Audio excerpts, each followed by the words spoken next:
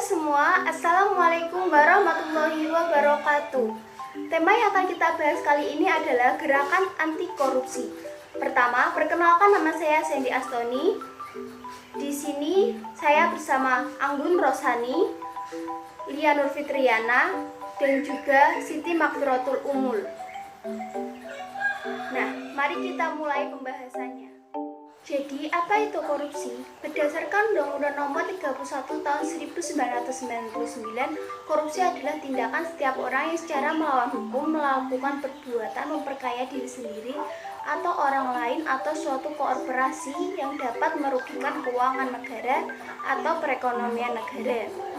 Masyarakat pada umumnya menggunakan istilah korupsi untuk merujuk kepada serangkaian tindakan melanggar hukum dalam rangka mendapatkan kekayaan untuk pribadi dan merugikan orang lain. Bentuk korupsi. Ada 9 tindakan kategori korupsi, yaitu suap, illegal profit, secret transaction, hadiah, hibah atau pemberian, penggelapan, kolusi, nepotisme, dan penyalahgunaan jabatan dan wewenang serta fasilitas negara. Apa penyebab dari korupsi? Yang pertama adalah keserakahan, di mana seseorang memiliki keinginan yang sangat besar untuk memiliki kekayaan, barang atau benda yang bernilai jauh melebihi kenyamanan dan kebutuhan dasar untuk hidup yang berlaku pada umumnya. Kedua, kesempatan, di mana seseorang tersebut memiliki peluang untuk melakukan tindakan korupsi di instansinya. Lalu, kebutuhan, dan yang terakhir adalah konsekuensi yang didapatkan oleh calon pelaku dan pelaku korupsi terkadang tidak. Nah, apa dampak dari korupsi? Dampak dari korupsi adalah tindakan yang sangat merugikan negara. Ada berbagai dampak yang mengakibatkan dari tindakan pidana, seperti dampak pada ekonomi, hukum, lingkungan, dan lain-lain. Secara umum, di antaranya korupsi mengakibatkan melambatnya pertumbuhan ekonomi suatu negara. Menurutnya, investasi, meningkatkannya kemiskinan, serta meningkatkan ketimbangan pendapatan.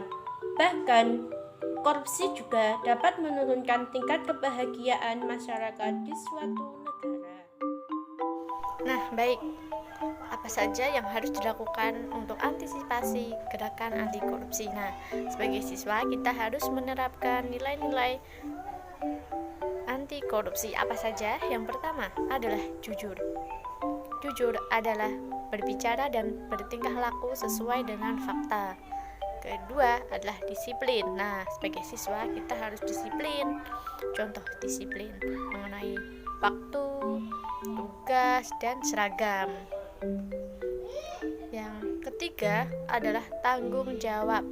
Tanggung jawab adalah selalu menyelesaikan tugas secara tuntas dan dengan hasil yang baik. Yang keempat adalah kerja keras. Kerja keras apabila kita gagal dalam mengerjakan tugas, kita harus selalu berusaha belajar agar kita bisa memecahkan masalah tersebut, agar bisa menyelesaikan soal tersebut. Nah, yang kelima adalah sederhana. Sekolah adalah tempat untuk menuntut ilmu. Sebagai siswa, kita harus mematuhi peraturan yang ada. Nah, salah satunya adalah seragam. Harus menggunakan seragam pada hari itu yang telah ditentukan.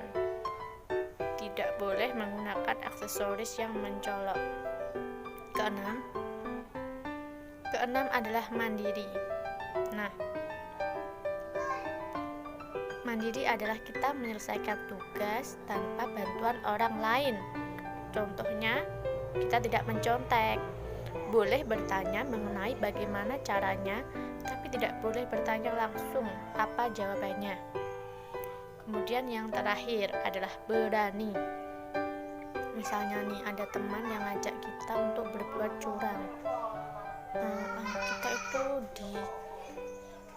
disuruh mencontek pada saat ujian. Nah, kita harus berani menolaknya, jangan mau menerima ajakan teman tersebut.